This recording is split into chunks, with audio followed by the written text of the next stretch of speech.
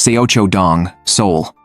A landmark location packed with courts, prosecutors' offices, and law firms. Attorney Ahn Joo-hyung is an unusual presence here. He is employed by a law firm. He has been a salaried lawyer for a full 9 years. In the legal world driven by fame and profit, capable individuals often change jobs frequently. Most last no more than 5 years before starting their own practice or becoming a partner. Ahn Joo-hyung has never entertained such thoughts. With 9 years of honed experience, Ahn Joo-hyung possesses top-tier legal competence. Yet he still quietly receives his fixed monthly salary plus bonuses. He has never harbored any grand ambitions, nor does he wish to climb higher. Even occasional losses in court leave him completely unruffled. Many other lawyers work on different floors of the same law firm building. Ahn Joo-hyung is friends with 4 of them. These friends, like him, are salaried employee lawyers. After work or during breaks each day, the 5 gather for group meals at nearby restaurants or cafes. They form a dining group. They vent to each other about various trivial frustrations encountered at work. On this day, Ahn Joo-hyung randomly pulled one file from the mountain of documents piled up in the law firm. In this case, the defendant, Mr. Park, is visually impaired and also a tax accountant. Mr. Park was sued by a certain client. According to the client, he regularly did business with Mr. Park. That day, he requested a discount on the service fee. Unexpectedly, he claims he was inexplicably beaten by Mr. Park. In the first trial, Mr. Park admitted to the assault and was subsequently convicted of assault charges. But this time, Mr. Park tells Ahn Joo-hyung he did not beat the client. He says he chose to admit guilt initially only because he didn't want the matter escalated. He didn't want it to affect his job. However, he later changed his mind, determined to reveal the truth. He refuses to bear an innocent person's blame. Faced with Mr. Park's account, Ahn Joo-hyung appears extremely calm. He neither blindly believes it, nor tries to pick holes in the story to refute it. He simply remains impassive. He states he will review the relevant evidence and then contact him. This is Ahn Joo-hyung. After 9 years as a lawyer, having encountered countless lying clients, his passion has long since faded. He treats lawyering merely as an ordinary office worker's job. He knows the real world is not a television drama. He never speaks of ideals or passion. While reviewing the materials, Ahn Joo-hyung discovered a piece of message evidence submitted by the plaintiff. The recording clearly captured Mr. Park committing violence against the client. Photographs of the plaintiff's injured body parts in the documents also appeared to corroborate this claim. To verify Mr. Park's completely opposite statement, Ahn Joo-hyung reluctantly rose from his office chair. It seemed he would have to visit the scene. Leaving the law firm, Ahn Joo-hyung arrived at Mr. Park's apartment yawning. With a scrutinizing gaze, Ahn Joo-hyung noticed Mr. Park's apartment had been completely renovated. The interior layout was entirely different from before the incident. Additionally, the blind Mr. Park very expertly served water to Ahn Joo-hyung. Each of these small details was noted by Ahn Joo-hyung. Regarding the recording and photographs, Mr. Park explained, claiming the client broke items himself. He said the client spoke strange words and even hit himself. He orchestrated this framing plot against Mr. Park. Even the alleged discussion about a service fee discount, Mr. Park insisted never happened. Ahn Joo-hyung acutely sensed something was wrong. If no argument occurred between the 2 men, why would the client come to Mr. Park's apartment for no reason? To stage a deceptive act? Ahn Joo-hyung concluded internally that Mr. Park was hiding something. Back at the law firm, Ahn Joo-hyung meticulously checked every document. Ultimately, through rigorous logical analysis, he uncovered the truth. During their next meeting, Ahn Joo-hyung informed Mr. Park of his deduction. He discovered the client's registered address was identical to Mr. Park's address in the household registry. In other words, they were not simply a tax accountant and client. They were same-sex partners living together. Exposed, Mr. Park admitted Ahn Joo-hyung's deduction was correct. He and the client were former partners who had broken up. To avoid misunderstanding, the man disclosed everything he had hidden. According to his account, after they broke up, he demanded repayment of money lent during the relationship. The other man refused, leading to their conflict. He lied in the first trial because he didn't want their secret of coming out to be exposed. He wanted to protect his ex-partner's privacy. Ahn Joo-hyung saw the flaw immediately. If that was the case, Why then would Mr. Park change his mind and choose to appeal? Mr. Park remained silent. Ahn Joo-hyung spoke the remaining truth for him. Because Mr. Park wanted to protect his tax accountant license. After the first trial, his license faced revocation. Mr. Park weighed the situation and deemed ruining his future to protect his ex-partner unwise. During the court appearance, as Mr. Park's defense attorney, Ahn Joo-hyung completely denied the plaintiff's accusations. Yet he did not disclose their former partner relationship. He only stated they were close friends with a debt issue. He submitted evidence based on his observations at Mr. Park's home that day. This proved the plaintiff deliberately injured himself to frame Mr. Park. Through Ahn Joo-hyung's persuasive arguments, Mr. Park was acquitted in the second trial. Afterwards, Mr. Park thanked Ahn Joo-hyung. Ahn Joo-hyung remained cold as ice. Despite winning, he didn't fully believe Mr. Park's account.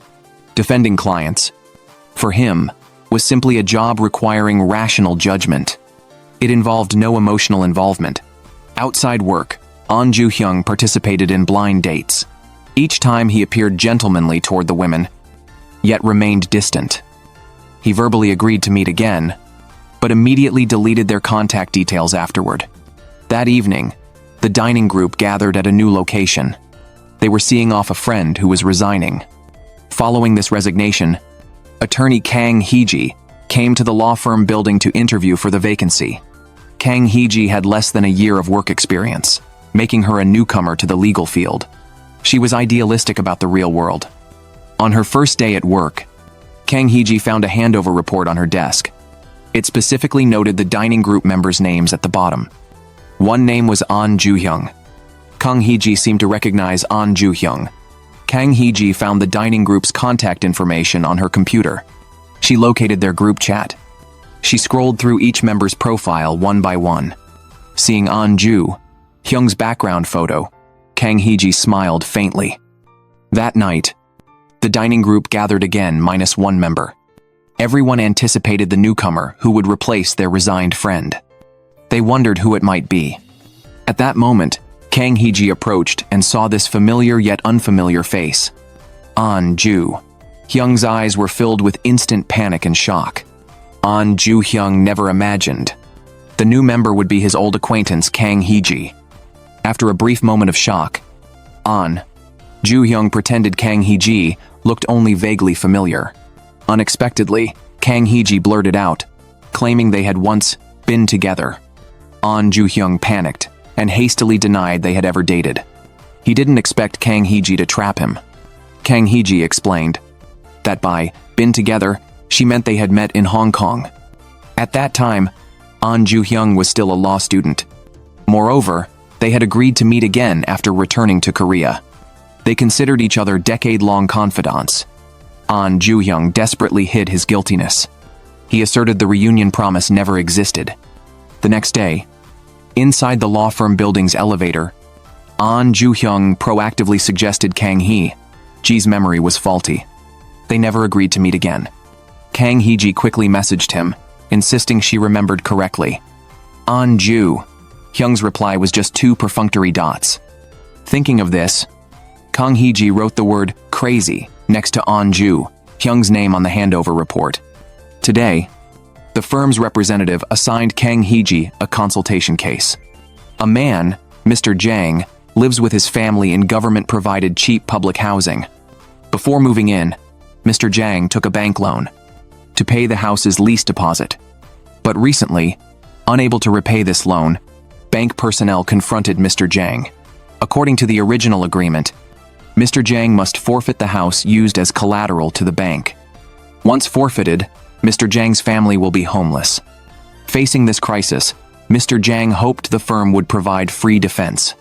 Kang Hee-ji asked the representative if this was possible. She received a negative answer. The firm no longer does any pro bono work. From Mr. Jang, Kang Hee-ji learned the bank's lawyer worked on the floor below. Kang Hee-ji checked the documents. Indeed, the lawyer helping the bank sue Mr. Jang was Ahn Joo-hyung. Kang Hee-ji recalled that at yesterday's dinner gathering, Ahn Joo-hyung mentioned handling a real estate transfer lawsuit. Kang Hee-ji snorted softly. Basically, he was just helping banks evict tenants while acting cool. Mr. Jang begged Kang Hee-ji to assist him, hoping she could persuade the lawyer downstairs to withdraw the lawsuit. Kang Hee-ji felt conflicted. She knew Ahn Joo-hyung was merely doing his job for the bank. She had no right to interfere. At the next dinner gathering, Kang Hee-ji brought up this matter. Her words indirectly expressed dissatisfaction with Ahn Joo-hyung assisting the bank. Ahn Joo-hyung was direct. The other party failed to repay. He was simply taking measures for his client. His approach was perfectly justified. Learning Kang Hee-ji hadn't agreed to Mr. Jang's request to withdraw the lawsuit, Ahn Joo-hyung nodded with a subtle expression. Fortunately, Kang Hee-ji didn't meddle unnecessarily. Kang Hee-ji felt Ahn Joo-hyung was targeting her everywhere. She brought up their past reunion promise again. She believed if anyone should hold a grudge, it should be her against him. Ahn Joo-hyung remained expressionless. He once again emphasized he didn't know Kang Hee-ji before. At the next day's trial, Ahn Joo-hyung represented the bank in suing Mr. Jang. He demanded Mr. Jang either repay in full or surrender the house. Mr. Jang became emotional in court. He angrily accused Ahn Joo-hyung of siding entirely with the bank. He argued the government should protect vulnerable groups like him. Moreover, he wasn't deliberately avoiding debt but facing temporary financial strain. After the trial, Mr. Jang humbly asked Ahn Joo-hyung for a solution. Ahn Joo-hyung's face showed no emotion. He uttered coldly, "Mr. Jang must repay the money. As a lawyer, he must faithfully fulfill the client's demands." However, the situation took a sudden turn. The next day, Ahn Joo-hyung saw a newly issued Supreme Court precedent document. The precedent's circumstances were almost identical to Mr. Jang's dispute with the bank. According to the precedent, the bank could no longer forcibly evict the apartment tenant. In other words, if the bank continued the appeal, it might lose the lawsuit. Normally, Ahn Joo-hyung should advise the bank to withdraw the lawsuit, but he didn't intend to do so. The precedent came out last night. Mr. Jang certainly didn't know about it. Even the judge might not be aware yet. Therefore, Ahn Joo-hyung intended to conceal the precedent matter and continue helping the bank appeal. At the dinner gathering, Kang Hee-ji mentioned this precedent. She had also seen the precedent document last night. Learning Ahn Joo-hyung didn't plan to withdraw the lawsuit, Kang Hee-ji felt deeply puzzled. According to this precedent, the bank would definitely lose if the appeal continued. But Ahn Joo-hyung appeared unfazed. He hinted there was opportunity if the opposing lawyer didn't know about the precedent. Kang Hee-ji disliked Ahn Joo-hyung's trickery. She muttered again, "He wasn't just bad. He was a complete scoundrel." At the next trial, Ahn Joo-hyung came fully prepared. Unexpectedly, Mr. Jang submitted documents to the judge in court. The content was the recently issued precedent. It turned out that yesterday, to help the soon-to-be homeless Mr. Jang, Kang Hee-ji visited his home. She gave him the precedent materials. Seeing the unique first-line indentation on the documents, Ahn Joo-hyung immediately guessed Kang Hee-ji had outmaneuvered him. That specific indentation style was only used by Kang Hee-ji's law firm. Now the judge also knew about the new precedent. Ahn Joo-hyung couldn't continue the appeal. He had to state he would discuss withdrawal with his client. At the subsequent dinner gathering, facing Kang Hee-ji, Ahn Joo-hyung seemed annoyed. He blamed her for meddling unnecessarily. Kang Hee-ji defended herself. The Supreme Court had issued the latest precedent. She merely acted according to the precedent. She didn't fabricate facts. Additionally, in Kang Hee-ji's view, public housing exists to protect low-income groups like Mr. Jang. Only by following precedents could such vulnerable groups keep their hard-earned homes in the future. Kang Hee-ji believed Ahn Joo-hyung was too cruel. He only focused on helping clients. He completely lacked moral sympathy for vulnerable groups. Ahn Joo-hyung countered Kang Hee-ji's so-called morality word by word. He asked Kang Hee-ji if the bank was forced to withdraw the lawsuit. The bank suffered a silent loss and would stop lending to low-income people who won public housing lots. Then, even if these people obtained public housing, they couldn't move in due to lacking deposit funds from banks. Eventually, only ordinary citizens who obtained loans and repaid punctually would suffer losses. The world isn't distinctly divided and non-interfering. If one incident changes, corresponding factors will trigger butterfly effect-like consequences. Kang Hee-ji still couldn't accept Ahn Joo-hyung's words. Instead, she emphasized individual dignity and value. She argued Ahn Joo-hyung focused on the big picture while neglecting individuals. Both reluctantly gave each other cold shoulders. Yet privately, both Ahn Joo-hyung and Kang Hee-ji were pondering the other's words. They reflected on their own convictions. Kang Hee-ji felt gloomy. She noticed the healing location written in a senior's handover report. A university track to watch people run. At night, Kang Hee-ji went to the track. She sat on a bench and sighed softly. Ahn Joo-hyung was also there, running. During a break, he noticed Kang Hee-ji nearby. Memories of the past flooded his mind. Actually, 10 years ago, Ahn Joo-hyung and Kang Hee-ji were lovers. Back then, they had passionately kissed under the night lights. They fell in love during a trip to Hong Kong. Ahn Joo-hyung actually remembers everything from the past. They indeed agreed to meet again after returning to Seoul. But at that time, Kang Hee-ji had concerns. She worried their feelings were just a fleeting passion from the trip. Ahn Joo-hyung misunderstood. He took Kang Hee-ji's words as canceling the agreement. Moreover, after returning to Seoul, Kang Hee-ji truly did not contact him. Kang Hee-ji explained. It was because she accidentally lost the phone containing Ahn Joo-hyung's number. Kang Hee-ji blamed Ahn Joo-hyung. Anyway, it was Ahn Joo-hyung who suggested meeting first, but he never showed up.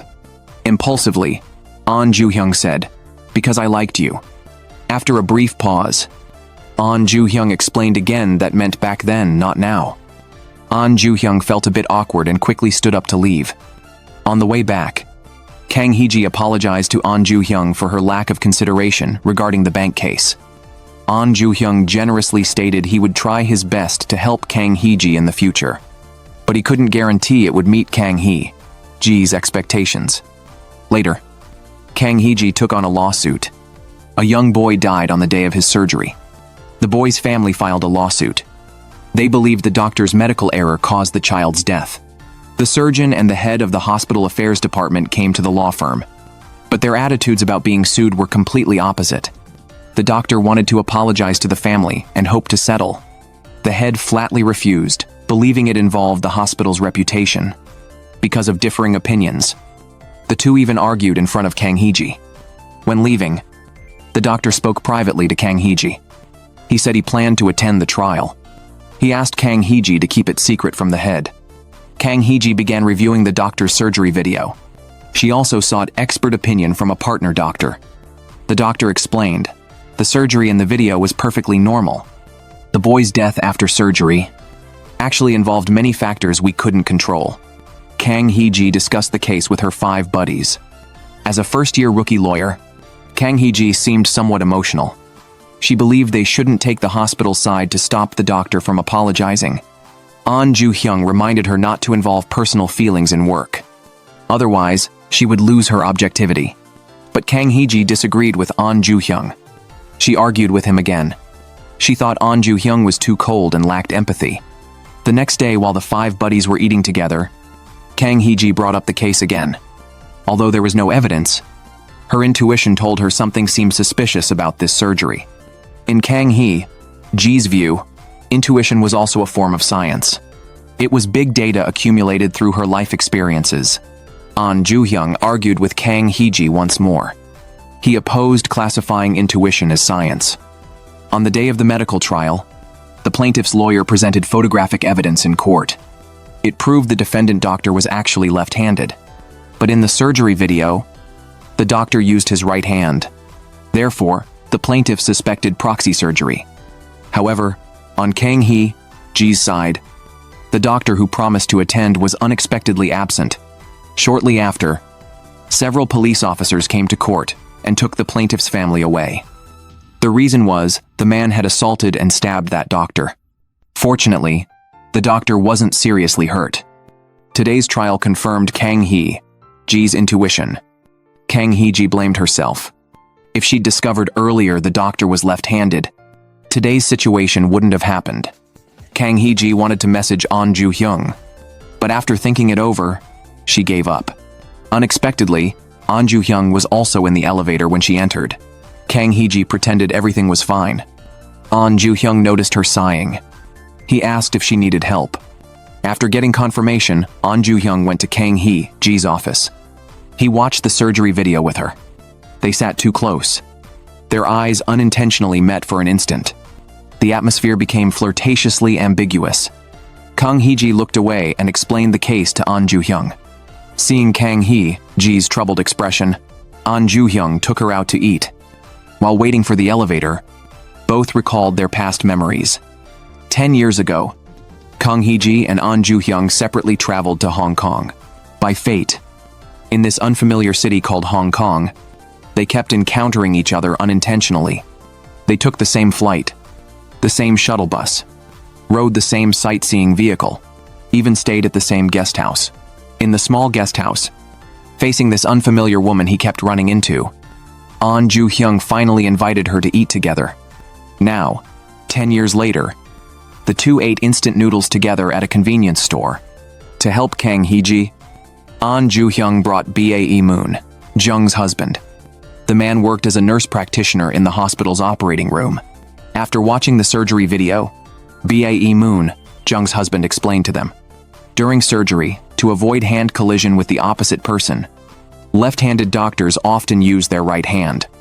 In other words, the surgeon in the video was definitely that doctor himself. It wasn't proxy surgery. The next day, Kang Hee-ji visited the now conscious doctor in the hospital. The doctor shared his feelings. Although there was no surgical error, whenever a patient died post-surgery, he still felt guilt mixed with complex emotions of avoidance. On the way to court that day, he saw the boy's father, but he lacked the courage to face him. Now, to atone for his guilt, the doctor planned to settle with the family. He hoped to help the father get a lighter punishment. Meanwhile, the firm assigned Ahn Joo-hyung a case. It was a divorce case he disliked most. Ahn Joo-hyung tried to swap cases with Bae Moon-jung, but the firm told him the client insisted on a male lawyer. Reluctantly, Ahn Joo-hyung took the case and met the client. The man demanded he wouldn't pay alimony and property to his soon-to-be ex-wife. Soon, Ahn Joo-hyung appeared at family court representing his client. He discovered the defendant was his long-lost ex-girlfriend Park Soo-jong. In the family court, Ahn Joo-hyung clearly recognized Park Soo-jong, yet he remained extremely composed. Overwhelmed by mixed emotions, Park Soo-jong shed tears during the hearing. Kang Hee-ji also came to family court. She tried greeting Ahn Joo-hyung, who walked toward her, but Ahn Joo-hyung ignored her completely. Kang Hee-ji soon noticed Park Soo-jong's presence. She observed Park Soo-jong casting brief, subtle glances at Ahn Joo-hyung. Kang Hee-ji realized they likely knew each other. During a meal with the five buddies, Kang Hee-ji mentioned seeing Ahn Joo-hyung at court. Ahn Joo-hyung still denied it outright. He claimed he hadn't seen Kang Hee-ji. After eating, the group planned to visit a cafe. Only Ahn Joo-hyung hurried back alone to the law firm. Watching Ahn Joo-hyung leave, Kang Hee-ji grew more convinced. This case was unusual for him. Back at the law firm, Ahn Joo-hyung sighed over the case files. Park Soo-jong wiping tears in court replayed in his mind. As the second hearing approached, while reviewing new documents, Ahn Joo-hyung unconsciously frowned. He kept loosening his tie, visibly troubled. Park Soo-jong's husband, Ahn Joo-hyung's client, came to the law firm again. Ahn Joo-hyung showed him Park Soo-jong's prepared documents. They detailed the husband's repeated ill treatment during their marriage. Ahn Joo-hyung fixed the man with a stern gaze. The husband insisted no, but added, by his standards. Ahn Joo-hyung understood the implied truth but did not press further. The man sensed Ahn Joo-hyung didn't believe him. Ahn Joo-hyung remained cold-eyed, seemingly emotionless. He stated that believing his client wouldn't affect his defense. As the second hearing arrived, Ahn Joo-hyung still had to face Park Soo-jong. This time, Park Soo-jong's gaze still lingered unintentionally on Ahn Joo-hyung. Only Ahn Joo-hyung continued pretending not to see her. Kang Hee-ji saw Ahn Joo-hyung and Park Soo-jong at family court again. She deliberately checked the woman's name. Noticing Park Soo-jong, Kang Hee-ji realized she was Ahn Joo-hyung's ex-girlfriend. In court, The judge asked Park Soo-jong to submit evidence of her husband's ill treatment. Park Soo-jong glanced slowly at Ahn Joo-hyung. Then she softly answered, "Number." Ahn Joo-hyung felt complicated but proceeded professionally. He urged the judge for a swift ruling. Kang Hee-ji told Bae Moon-jung about seeing Ahn Joo-hyung at family court. Bae Moon-jung revealed, Ahn Joo-hyung only avoids handling cases involving people he knows. Back at the law firm, Kang Hee-ji checked case records. She was surprised to find Ahn Joo-hyung wasn't Park Soo-jong's defense attorney. He represented the plaintiff instead. It made sense he wouldn't defend his ex. But now he stood against her. This deeply puzzled Kang Hee-ji. The next day, Kang Hee-ji asked Ahn Joo-hyung if he was okay with this case. Ahn Joo-hyung was surprised she knew about Park Soo-jong. Kang Hee-ji avoided eye contact and asked why he took the case. Ahn Joo-hyung answered coldly again. To him, it was just work. Before Kang Hee-ji, Ahn Joo-hyung acted indifferent toward his ex.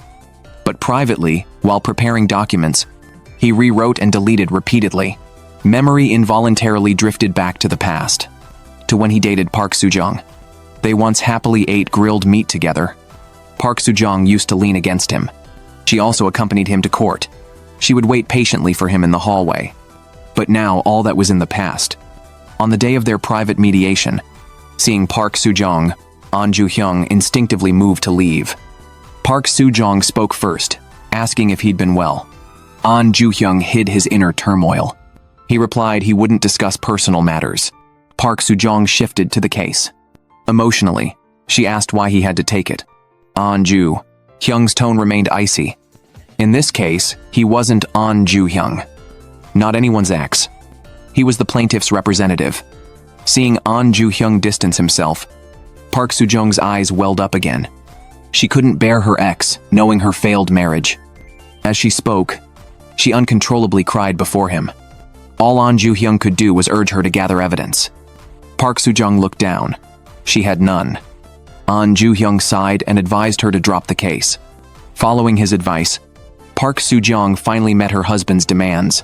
She divorced him, forfeiting all assets. Park Soo-jong's ex-husband beamed. He gave Ahn Joo-hyung gift certificates as thanks. Ahn Joo-hyung responded flatly, but the man mocked him. He revealed he specifically requested the firm assign Ahn Joo-hyung the case. He knew about their past relationship. He believed facing her ex in court would unsettle her into giving up. Ahn Joo-hyung was stunned he'd been used. The man shoved the certificates at him with a smug grin. Ahn Joo-hyung tore them to pieces on the spot. He glared coldly, telling the man to leave. After the man stormed off, Ahn Joo-hyung turned and saw Kang Hee-ji outside. She witnessed him shredding the certificates. For the first time, she saw his pride and vulnerability up close. Park Soo-jong lingered downstairs. As if feeling indignant for him, Kang Hee-ji approached her, lying that Ahn Joo-hyung had left. On the subway home, Kang Hee-ji regretted overstepping. That night, Ahn Joo-hyung received Kang Hee-ji's text asking if he was okay. Park Soo-jong also messaged him. Now that the case was over, she wondered if he was her lawyer or just Ahn Joo-hyung. After reading, his gaze drifted out the window. His thoughts tangled in complexity. Last night, Ahn Joo-hyung met Park Soo-jong after receiving her message. The legal case concluded. Both finally sat down to talk properly. Ahn Joo-hyung apologized to Park Soo-jong. He pushed for mediation urgently because it was the only way he thought could help her. Park Soo-jong understood Ahn Joo-hyung's intention. Ahn Joo-hyung simply wanted her long pain to end. Ahn Joo-hyung gently said goodbye to Park Soo-jong. He told her to live well from now on. Park Soo-jong nodded quietly. She hoped they would both be well going forward. The next day, Ahn Joo-hyung waited for Kang Hee-ji at the law firm. He seemed to have something to say, but Kang Hee-ji spoke first. She mentioned asking Park Soo-jong to leave last night. She felt her action overstepped some boundaries. Ahn Joo-hyung asked why. Kang Hee-ji answered she just didn't want Ahn Joo-hyung stuck in the past and hurt. Ahn Joo-hyung didn't blame Kang Hee-ji for meddling. Instead, he stated the past was over. He hoped Kang Hee-ji wouldn't dwell on last night. Seeing Kang Hee-ji's office had no food, Ahn Joo-hyung gave her a big bag of snacks. At that time, Kang Hee-ji didn't know Ahn Joo-hyung had developed feelings for her again. At the law firm in Seochodong, Ahn Joo-hyung took another case. This client was a middle school physical education teacher.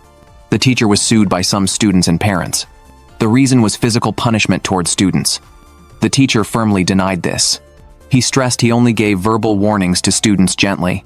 To clarify the truth, Ahn Joo-hyung planned to search for student information on Instagram. But opening the webpage, Instagram required account registration. It also required agreeing to its terms of service. So, Ahn Joo-hyung skipped those steps. He went directly to Bae Moon-jung. He asked Bae Moon-jung to log in with her account. Bae Moon-jung only learned after asking. Ahn Joo-hyung hadn't registered. The reason was he didn't understand the app's operating system. He felt reading terms of service word by word wasted time. Bae Moon-jung thought Ahn Joo-hyung acted like an old person. Bae Moon-jung found the physical education teacher's social account successfully. She located one student who sued the teacher. The student's post contained arrogant words. It boasted they would teach the teacher a lesson if he caused trouble. Other students involved in the lawsuit liked this post below. After forming an initial judgment, Ahn Joo-hyung went to the school gymnasium. Facing Ahn Joo-hyung's questions, the students insisted the teacher bullied them. Then Ahn Joo-hyung showed them the account post. Seeing the students still making excuses, Ahn Joo-hyung threw out many legal terms. The children half understood these terms. Later, Ahn Joo-hyung called the students' parents to the law firm. To help Ahn Joo-hyung, Bae Moon-jung volunteered to join the meeting room. The children had admitted the false accusations, but the adults still made lame excuses. Bae Moon-jung became emotional. She nearly scolded these adults harshly for setting bad examples. Ahn Joo-hyung gently kicked her under the table. Realizing she was too agitated, Bae Moon-jung quickly changed her tone. She solemnly asked parents to fulfill their legal guardian responsibilities. Under both lawyers' stern words, the parents grew nervous. They decided to withdraw the lawsuit as the lawyers advised. At noon, Ahn Joo-hyung had lunch with Bae Moon-jung and her husband. He brought chopsticks for Kang Hee-ji too, but learned Kang Hee-ji couldn't come today due to business. Discussing this case, Ahn Joo-hyung spoke with relief. Fortunately, this client wasn't a bad person. Bae Moon-jung felt deeply surprised. In the past, Ahn Joo-hyung never cared about clients' moral character. Ahn Joo-hyung remembered. Kang Hee-ji said the same thing some days ago. Ahn Joo-hyung suddenly understood. Kang Hee-ji was influencing and changing him unknowingly. Recently, Ahn Joo-hyung couldn't see Kang Hee-ji. During several gatherings of their gang of 5, Kang Hee-ji was absent every time. Seeing the empty seat beside him, Ahn Joo-hyung felt disappointed repeatedly. Especially lately, Ahn Joo-hyung suddenly noticed. Kang Hee-ji seemed very close to Chang-won in their group. When discussing outing plans, Chang-won clearly knew Kang Hee-ji was unavailable. He knew her upcoming schedule. Their relationship appeared particularly close. But actually Kang Hee-ji's closeness to Chang-won had a reason. Recently, Kang Hee-ji was busy handling a theft case. A man was suspected of taking a forgotten watch outside a convenience store. However, the man claimed he was too drunk that night and remembered nothing about stealing. The police showed Kang Hee-ji's surveillance footage. The camera angle was skewed. It didn't capture the man taking the watch. But one thing was certain. After the watch owner left that night, only the suspect was outside the store. To uncover the truth, Kang Hee-ji went to a black bean noodle shop opposite the convenience store. She wanted to check their outdoor surveillance. The shop owner refused. He had a criminal record and wanted no legal involvement. To persuade him, Kang Hee-ji ate black bean noodles there daily. One day, Chang-won received a call from the shop owner. He was told to take Kang Hee-ji back. Chang-won knew the owner but didn't ask Kang Hee-ji to leave. Instead, he ate black bean noodles with her at the shop. Finally, the owner yielded to their persistence and showed them the footage. But the surveillance surprised Kang Hee-ji. It showed the man did take the stranger's watch while drunk. Seeing the theft confirmed, the man looked downcast. He was unemployed and drunk.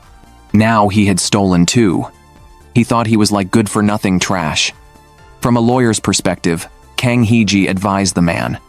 The police footage alone couldn't confirm his theft. But Kang Hee-ji stated, if she were his sister, she would advise him to confess. Hiding the truth would cause lifelong guilt. It would lead to deeper suffering in the long run. To remove the trash label, the man followed Kang Hee-ji's advice. He confessed to the police. He promised to compensate for the watch.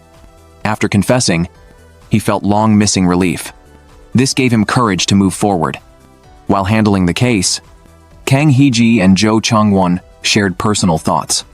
Chang-won learned, Kang Hee-ji's parents died during her childhood. Raised by her uncle, she calls her uncle Dad. When Kang Hee-ji finished this case, Ahn Joo-hyung finally seized an opportunity.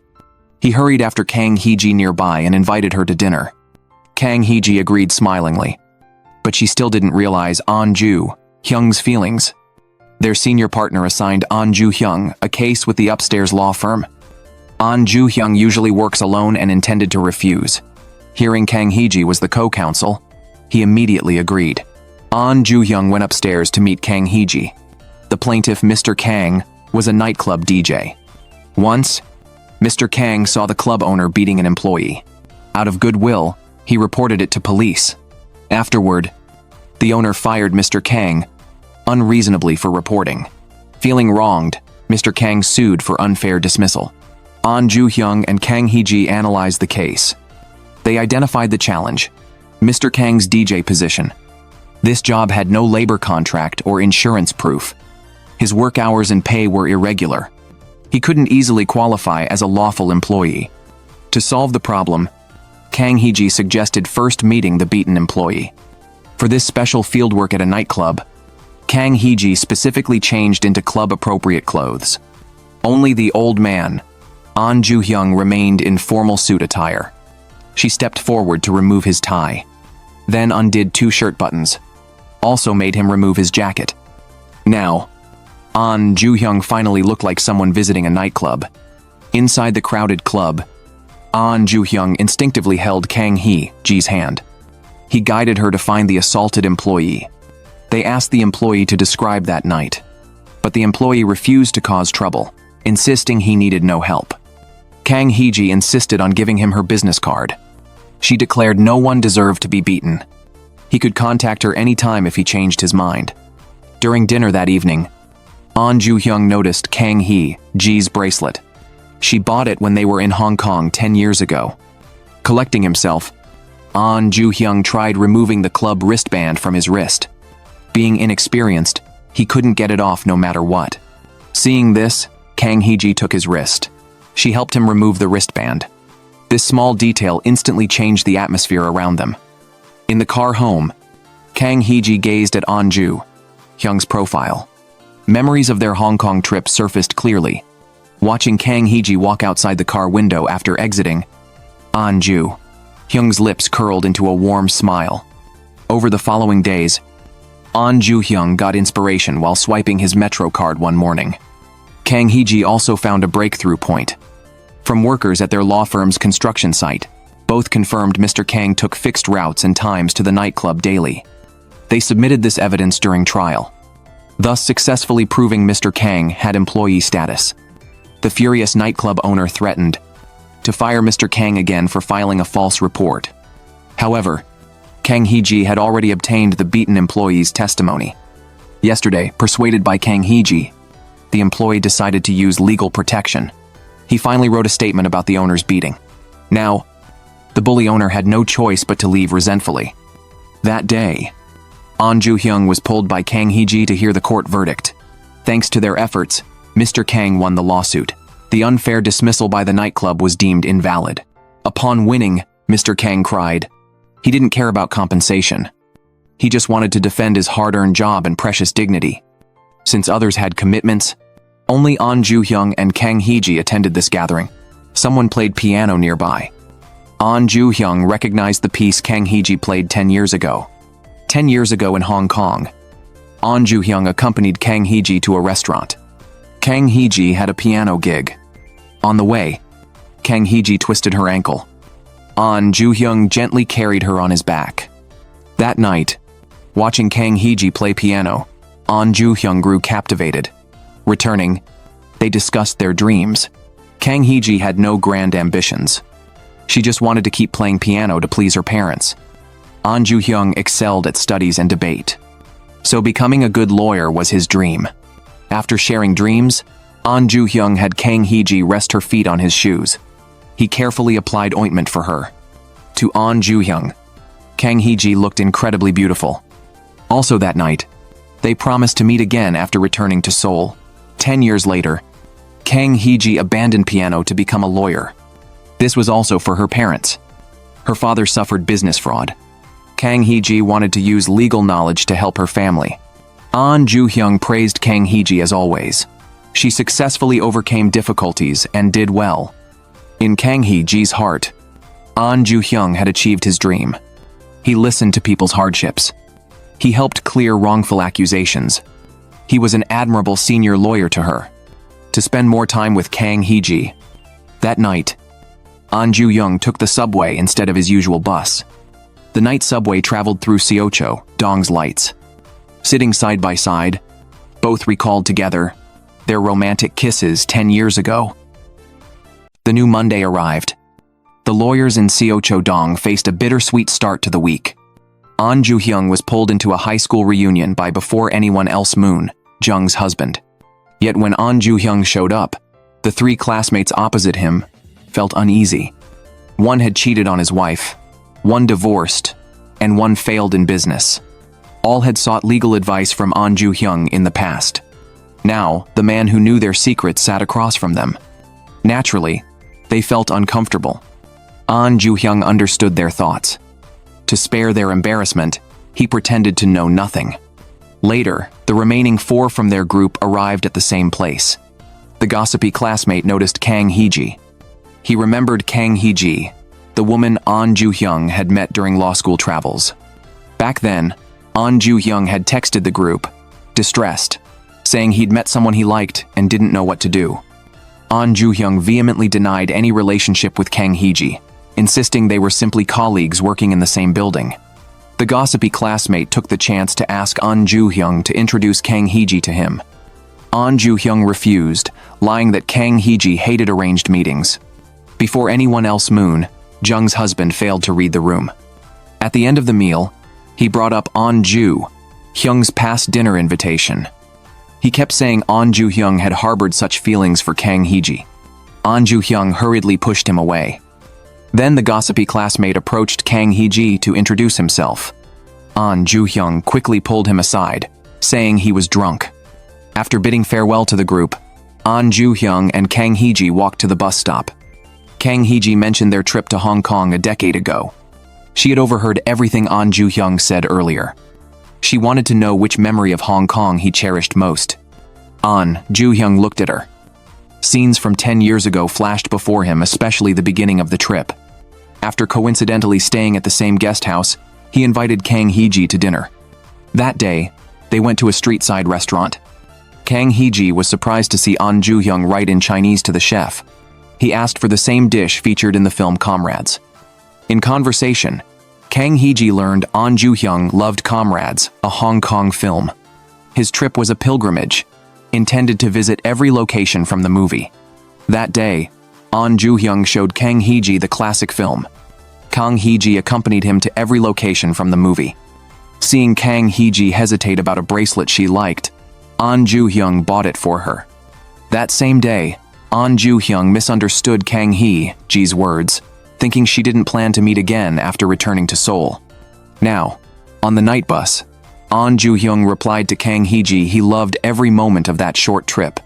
Kang Hee-ji mentioned the bracelet she'd worn for a long time, assuming Ahn Joo-hyung hadn't noticed. Without hesitation, Ahn Joo-hyung grabbed her hand. He'd seen the bracelet all along. Realizing he'd overstepped, he quickly let go. Recently, Ahn Joo-hyung's house was flooded with relatives. His family pressured him to visit them the next day. To escape the relatives and wedding pressure, Ahn Joo-hyung and Kang Hee-ji left their homes and met outside. They recalled their reunion promise from a decade ago. Kang Hee-ji admitted her words back then were meant to hint for Ahn Joo-hyung to confess she wanted to stay together after returning to Seoul. Ahn Joo-hyung blurted that he wished she'd been clearer. The first snow fell, and Kang Hee-ji kissed Ahn Joo-hyung Hyung's cheek. He kissed her back and took her hand. On New Year's Eve, everywhere was closed. With nowhere to go, they went to the law firm only to find the other three from their group there. Instinctively, Ahn Joo-hyung let go of Kang Hee-ji's hand. Outside, snow fell. Inside, the five ate pizza and chatted, spending a simple but warm New Year's night. After the New Year, Kang Hee-ji received bad news. Her father had been arrested for fraud. Worried, she went to the police station as a family member to request a visit, but she was told he refused to see her. To help her father, Kang Hee-ji obtained the indictment. She found he was accused of cryptocurrency fraud, causing victims to lose over 300 million won. To uncover the truth, Kang Hee-ji visited the detention center again, this time as a lawyer, demanding to meet her father. Yet when they finally met, her father urged her not to get involved, assuring her the matter would soon resolve itself. He didn't want his daughter defending him in court. Even her mother echoed this stance. From the day they adopted Kang Hee-ji, they'd vowed never to let her suffer for their sake. At a loss, Kang Hee-ji turned to Ahn Joo-hyung for help. She asked him to formally serve as her father's defense attorney, handling court appearances and procedural work, while she privately handled the investigative analysis. Before Ahn Joo-hyung, Kang Hee-ji tried to stay strong, but he saw through her worry, gave her a silent hug, and promised to assist. Chang-won learned of Kang Hee-ji's father's situation from the firm's representative, who had coincidentally witnessed her failed visit request at the detention center. To avoid trouble, the rep warned Chang-won not to get too close. Ignoring the warning, Chang-won, who'd grown fond of Kang Hee-ji, still wanted to help, but upon meeting her, he discovered Ahn Joo-hyung had already agreed. Reluctantly, he stepped back. Reviewing the case files, Ahn Joo-hyung noticed Kang Hee-ji's father didn't share her surname. She chose not to hide the truth. Her biological parents had died, and her relationship with him wasn't what it seemed. Seeing she was exhausted, Ahn Joo-hyung lightly patted her shoulder. She leaned into him, finding comfort in the gesture. Days later, Ahn Joo-hyung visited Kang Hee-ji's father in detention. He explained the situation. Several victims had filed charges against him and a woman, accusing them of jointly misleading them into investing in cryptocurrency. But afterward, the woman claimed ignorance, insisting Kang Hee-ji's father was the mastermind. He denied this, stating he'd met Madam Choi at a charity gala. At that time, Madam Choi never mentioned cryptocurrency business. She simply assured clients that Kang Hee-ji's father was a trustworthy partner. In that setting, Kang Hee-ji's father naturally gave Madam Choi some compliments. Besides Ahn Joo-hyung and Chang-won, the other two from their group soon learned about Kang Hee-ji's situation. Everyone decided to help without hesitation. Before anyone else, Moon-jung visited Madam Choi at the detention center. Her account completely contradicted Kang Hee-ji's father. Madam Choi claimed Kang Hee-ji's father had invited her to the charity gala that day. He said many wealthy people would attend and hinted at collaborating to raise funds. According to Madam Choi, years earlier, she had done cryptocurrency business with Kang Hee-ji's father.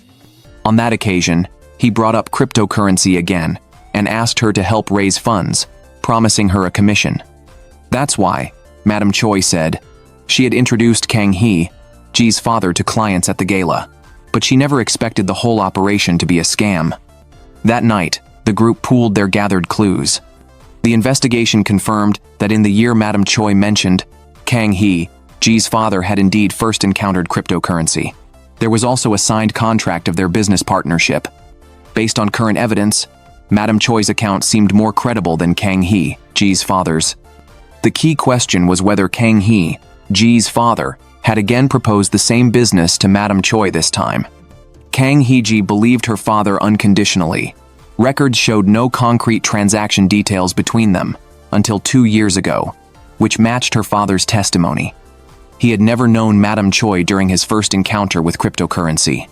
However, to view the situation more objectively, Ahn Joo-hyung urged Kang Hee-ji not to let emotions cloud her judgment. He hoped she would think calmly. Privately, Chang-won reminded Ahn Joo-hyung that Kang Hee-ji's father wasn't just a regular client. Ahn Joo-hyung remained firm in his approach. Only rational judgment could truly help Kang Hee-ji's father. Unbeknownst to Kang Hee-ji, Ahn Joo-hyung stayed late reviewing documents. In reality, he cared more about this case than anyone. The trial date soon arrived. As the defense attorney, Ahn Joo-hyung submitted a denial of evidence, disputing the authenticity of related documents. Both sides would call witnesses in the next hearing. During their meeting, Kang Hee-ji's father pleaded with Ahn Joo-hyung to keep Kang Hee-ji from attending court. Not because he had anything to hide, but because he didn't want his loved ones to see him at his worst. The friends continued helping Kang Hee-ji analyze the case. During one discussion, she suddenly received a call from a client demanding the documents. Kang Hee-ji hurriedly left without eating dinner, rushing back to the office. A friend arrived, took over her work, and urged her to return and focus on her father's case. With the friend's help, Kang Hee-ji could step back. After analyzing with the group, she found inconsistencies, suspecting the victims might be lying. That night, Kang Hee-ji and before anyone else Moon-jung met two victims. Kang Hee-ji confronted them about why they were lying with Madam Choi. She concluded the victims had been deceived by Madam Choi, believing they could recover their lost funds by falsely accusing her father. Though they didn't admit it, their reactions confirmed Kang Hee-ji's suspicions. Returning to the office, Kang Hee-ji found Ahn Joo-hyung and two others working diligently on the case. The sight warmed her heart. Kang Hee-ji brought back fried chicken for everyone. That evening, the group ate while analyzing the case, a moment of warmth amid the turmoil. The trial soon arrived. Ahn Joo-hyung presented evidence showing Kang Hee-ji's father had been scammed 4 years prior, forcing his company to temporarily close. The tax invoice registration number was suspended during the closure. When operations resumed, the company began using a completely new registration number. Yet the contract Madam Choi claimed to have signed with Kang Hee-ji's father 4 years ago used the new number, proving they couldn't have known each other back then. This was undeniable proof of Madam Choi's forgery.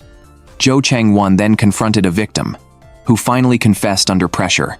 Madam Choi had instructed them to lie, promising their money back only if they framed Kang Hee-ji's father. Through everyone's efforts, Madam Choi was convicted, while Kang Hee-ji's father was acquitted.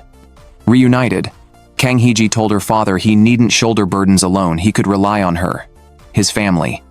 Grateful, she treated everyone to a feast, acknowledging their crucial help in turning the case around. As Ahn Joo-hyung patiently served her food, their friends revealed they'd long known about the couple's relationship. Without explanation, Ahn Joo-hyung simply took a group photo with Kang Hee-ji, amid everyone's cheers. Before anyone else, Moon-jung is now pregnant and moves with extra caution. Her husband is also kinder to her than usual. However, before anyone else, Moon-jung delivers bad news to her husband. Her maternity leave request was unexpectedly denied, leaving her deeply frustrated.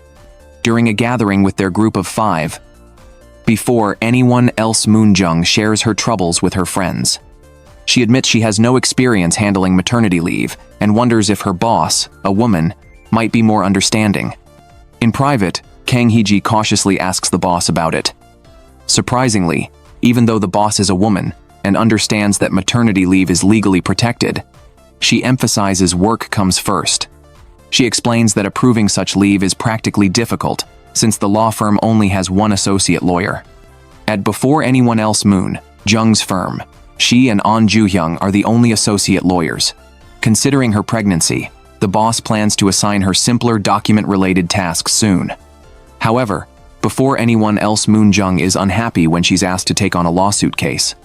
Kang Hee-ji brings food and drinks to before anyone else, Moon-jung, who then invites her for spicy tteokbokki.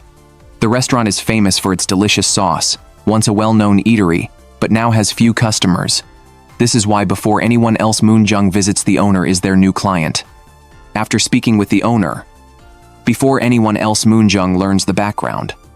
About 2 years ago, the owner tried to patent her sauce but failed. Soon after, she hired a young server who was very eager. Besides serving customers, he wanted to learn kitchen work. Moved by his enthusiasm, the owner taught him her secret sauce recipe without hesitation. One day, the young man suddenly quit and opened a nearly identical tteokbokki restaurant. The owner tasted his food, it was almost exactly the same as hers. Since then, her business has dropped by half. It's clear that after her patent was rejected, the young man stole her recipe. To confirm the owner's claim, before anyone else, Moon-jung and Kang Hee-ji visit the young man's tteokbokki restaurant.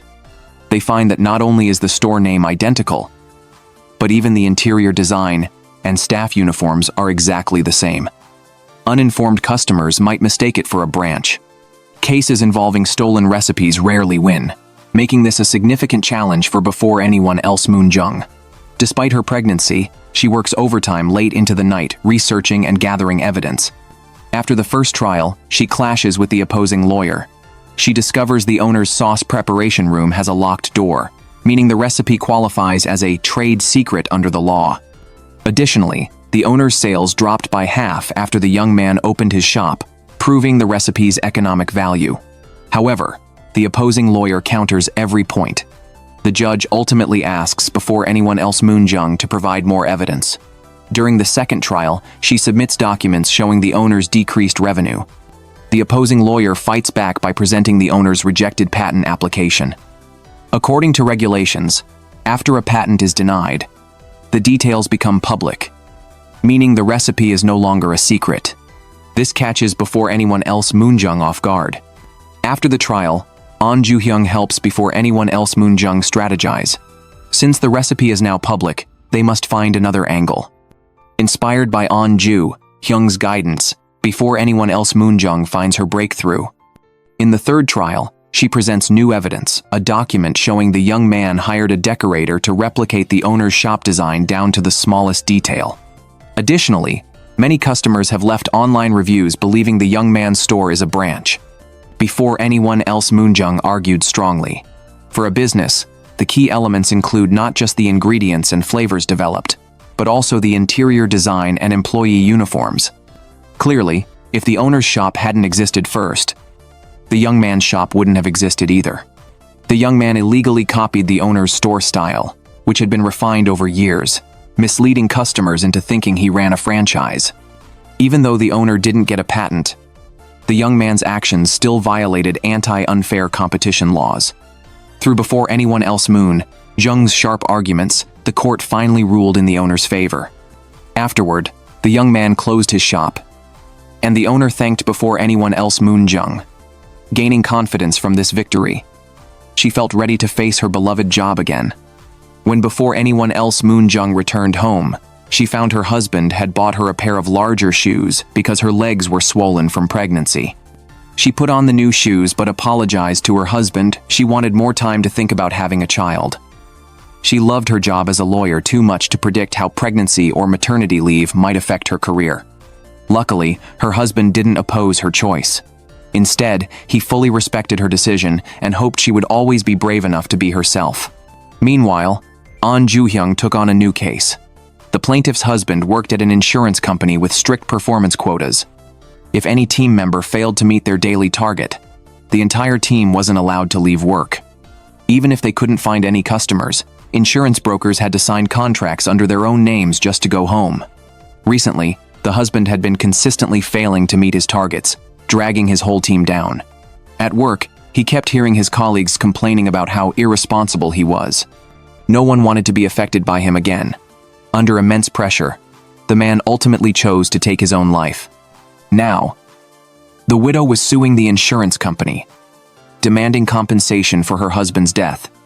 As soon as Ahn Joo-hyung finished listening to the widow's story, the firm's managing partner came to him. The partner quietly advised Ahn Joo-hyung to just handle the case perfunctorily. At first, Ahn Joo-hyung didn't understand why. Then 2 other clients came to meet him, and they were none other than the insurance company representatives being sued by the widow. Both the company's president and branch manager firmly denied that the company used such high-pressure management tactics as the widow claimed. After Ahn Joo-hyung checked with the managing partner, he learned the real reason for refusing the widow, simply because the insurance company offered much higher legal fees. Ahn Joo-hyung couldn't accept this decision. After all, the widow had come to them first. The managing partner showed no mercy.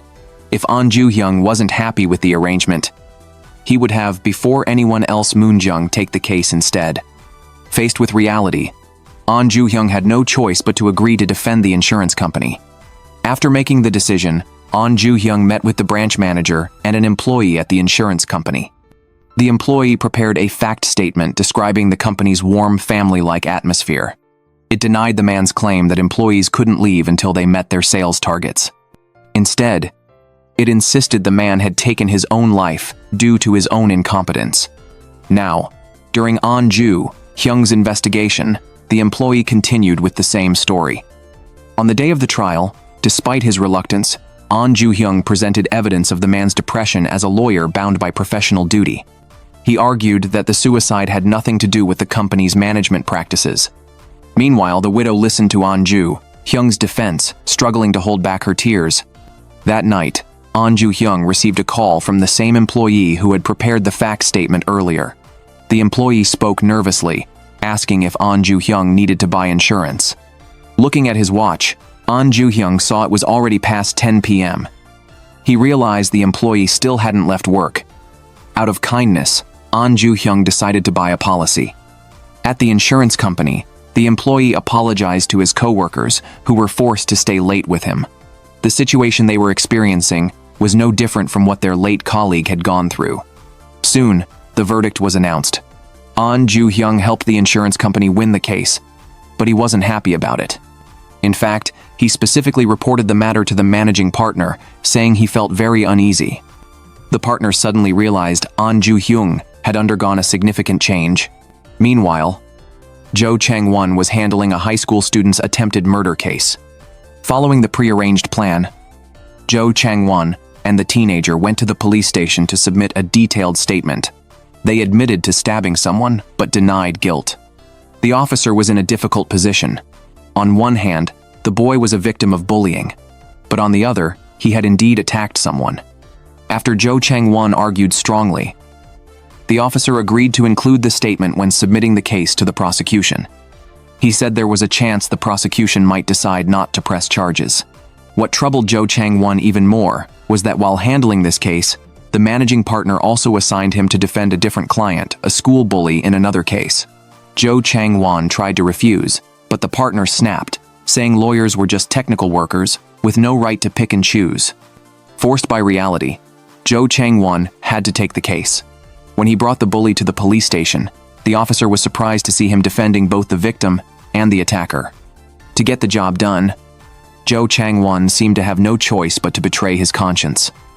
Grudgingly, he claimed his client hadn't bullied anyone. It was just kids joking around. Soon, the prosecution announced its decision. The outcome Chang-won had prayed for didn't happen. The teenager was still charged. In front of Chang-won, the boy burst into tears. He felt wronged. Yes, he had stabbed his classmate, but he had also been bullied by them for 2 years. Seeing the boy cry, Chang-won comforted him and resolved to fight his hardest in court. During the trial, Chang-won had the boy sit on the defendant's stand to give his statement. The boy spoke in a trembling voice about his true feelings. To escape the bullying, he had tried transferring schools and avoiding everything. But the students who bullied him wouldn't let him go. When he picked up the knife a classmate had dropped, his only thought was that he didn't want to die. He just wanted to live. That was all. If the one who picked up the knife hadn't been him but the students who bullied him, he wouldn't be sitting there now. Surprisingly, the prosecutor didn't attack the boy. Instead, she moved the court to grant him probation. Considering the circumstances, the judge accepted both sides' arguments and ruled in favor of probation. Afterward, Chang-won congratulated the boy and bowed in gratitude to the kind-hearted prosecutor. This trial deeply affected Chang-won, especially the warm and sincere prosecutor who left a strong impression. At the end of another workday, the 5 of them went to a ramen shop and ordered pork bone ramen. They exchanged words of care, telling each other, "You worked hard today." Then they took big bites of the warm noodles, ending their busy day. As the new day began, lawyers in Seochodong faced fresh challenges. That day, an odd old man arrived at the law firm with land documents. To everyone's surprise, he was turned away by the firm's partners, unable to afford the retainer. Finally, the partners at Ahn Joo-hyung, and before anyone else Moon-jung's firm took the case, handing it to the 2 lawyers. The reason? The old man claimed ownership of thousands of pyong of land. If they won, the firm would receive a portion of it. According to the old man, the land had been stolen after the Korean War. The true owner wasn't him but his fellow villager. The owner's descendants had entrusted him to handle the matter. To verify the claim, Ahn Joo-hyung, and before anyone else Moon-jung, followed the old man to the land site, taking extensive photographs as evidence. The old man explained that the descendants were struggling, relying on government aid to survive, leaving them no time to pursue the case. Disgusted, he had stepped in to help. His words were impassioned. He treated this non-family matter with unusual seriousness, insisting that at over 80, he had one foot in the grave and would not die in peace until the issue was resolved. The lawyers then visited the old man's home, where they saw photos of him with various villagers. He seemed genuinely kind-hearted, a pillar of support in the village. The old man retrieved old documents from inside and handed them to Ahn Joo-hyung, and before anyone else Moon-jung, hoping they'd aid the investigation. Back at the firm, the two lawyers worked tirelessly, comparing the land's official records with their on-site photos. Their calculations revealed the actual land area was far smaller than what the old man had claimed. This made them question his motives. During their second meeting, Ahn Joo-hyung cut straight to the point. Why go to such lengths for someone unrelated? Could he be receiving huge benefits from this? The old man dismissed her, saying, "Someone has to do it. Should everyone just stand by and watch?" Reflecting on the old man's words and passion, Ahn Joo-hyung decided to trust him this time. The land documents he held were from the National Archives. Ahn Joo-hyung and before anyone else Moon-jung immediately logged onto the website, printing out all related application materials for this man. They then carefully analyzed the files. This time, they discovered that the land's shape had changed over the years. If calculated based on its original dimensions, it was nearly 40,000 pyong, just as the old man had claimed. Now fully convinced, the two lawyers arranged to meet the old man at the firm the next day, but he never showed up, and his phone went unanswered. Ahn Joo-hyung and before anyone else Moon-jung decided to visit his home after work. Then, his call finally came, but with a tragic message. The old man had passed away that day. At the funeral, a crowd gathered, gazing at his portrait. An indescribable sorrow filled their hearts. Recently, Kang Hee-ji took on a pro bono public defender case. The court documents shocked her. It wasn't an ordinary case, but a murder, and the defendant was a 70-year-old grandmother. For 10 years, the grandmother had cared for her sick brother alone. One day, she suddenly killed him. Over dinner with friends, Kang Hee-ji admitted she wasn't sure she could understand her client after all. She had killed her own brother. At the bus stop, Ahn Joo-hyung comforted her. Public defender cases always bring difficult situations. It's natural to feel conflicted. Kang Hee-ji smiled slightly, noticing how much warmer Ahn Joo-hyung had become lately. "I've changed thanks to you," Ahn Joo-hyung said, taking her hand. At the detention center, Kang Hee-ji met the grandmother. She wanted to hear her side, uncover the truth. But the woman refused to explain. She only repeated, "I killed my brother. I don't want forgiveness, just the punishment I deserve." Kang Hee-ji returned to the office, disappointed. Just then, two visitors arrived, the grandmother's son and daughter. Kang Hee-ji was surprised. She had assumed the old woman had no children, which was why she lived with her brother. The son explained that their mother only had her brother as family, so she cherished him deeply. Speaking of themselves, the children expressed guilt. They rarely visited their uncle or provided financial support to their mother. To investigate the case, Kang Hee-ji went to the grandmother's home. There, she found the old woman's diary. Every entry detailed her experience caring for her brother. Seeing him in a hopeless, unresponsive state day after day, her hope slowly withered away. At the house, Kang Hee-ji also saw flyers for dementia care centers. She went to inquire. Staff revealed that because the grandmother had children, she couldn't receive additional financial aid under regulations. Kang Hee-ji also learned the grandmother had been paying her brother's medical bills with an insurance payout from her own cancer policy. Despite having late-stage cancer, she used none of the money for her own treatment, spending it all on her brother instead. Armed with this knowledge, Kang Hee-ji returned to the detention center for a second meeting. Now aware the lawyer knew the truth, the grandmother finally confessed everything. After learning of her cancer diagnosis, she began fearing she would die before her brother, leaving him with no one to care for him. To free him from suffering, she chose to let him go, sending him to heaven. As she spoke, she wept. He was her beloved brother. She couldn't forgive herself and didn't expect leniency. Understanding her complex emotions, Kang Hee-ji fiercely defended the grandmother in court, urging the judge to consider her circumstances. Only then did the children learn of their mother's cancer. They broke down in tears in the courtroom. Ahn Joo-hyung, and before anyone else Moon-jung, arrived at the old man's funeral. They found many people present. The man who had entrusted the land matter to the old man explained. None of them were family. They were residents from nearby neighborhoods. Before the old man's son returned, everyone had rushed to offer condolences. Each had been helped by the old man. Yet over the years, he had kept serving others. Later, the firm's partners asked Ahn Joo-hyung to drop the land case. After calculations, they deemed it unprofitable and too time-consuming.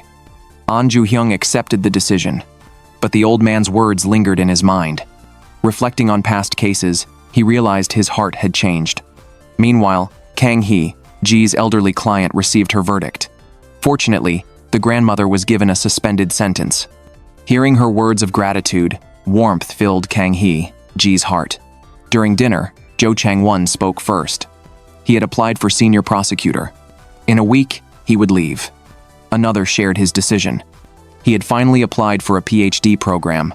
To become a professor, he needed to quit his job. If accepted, before anyone else, Moon-jung would also depart soon. Her focus now shifted to parenting. Even Kang Hee-ji planned a new path, considering becoming a full-time public defender. She hoped to speak for ordinary people without a voice. Ahn Joo-hyung warned her. The public defender path would be harder than imagined. She would face all kinds of clients. Kang Hee-ji would have a difficult journey ahead. The next day, Kang Hee-ji took on a public defender case. This time, the defendant was a man who had repeatedly molested women. The man admitted his crimes but shamelessly tried to evade responsibility. This left Kang Hee-ji conflicted. She realized not every public defender client deserved her efforts. Remembering the grandmother's words, she made a choice. She advised the man to first accept his guilt. Only then would she defend him. One evening, Kang Hee-ji told Ahn Joo-hyung. She still planned to become a public defender. It would be hard, but she believed she could handle it. After deciding, Kang Hee-ji resigned from the firm. The partners congratulated her on finding her true path. They wished her well. One by one, the three friends, bags in hand, stepped into the elevator toward their new challenges. As friends left, Ahn Joo-hyung made his own choice. He resigned. For years, he had followed the partner's lead, mistaking cold pragmatism for correctness. Now, he wanted a different path. After resigning, Ahn Joo-hyung met an old client. Once, he had failed them. Now, he apologized sincerely, offering to help again. Soon, Ahn Joo-hyung left the firm where he had worked for 9 years. His friends' offices were empty.